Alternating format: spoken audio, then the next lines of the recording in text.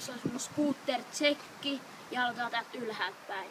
Eli tossa on Odi Barenit, Odin Longnist, punaiset käsikripit ihan mukavat ja toisessakin samanlainen.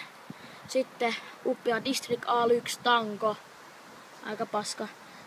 Sitten 2 JD-bukin lämpi, kohta ostaan ehkä Proton. Sitten Mädi headsetti, pyörii ihan hyvin. Sitten Forkkion, Mädin, oliko se TF2. Sitten renkaat on Mädin myös, kuuluu Complete.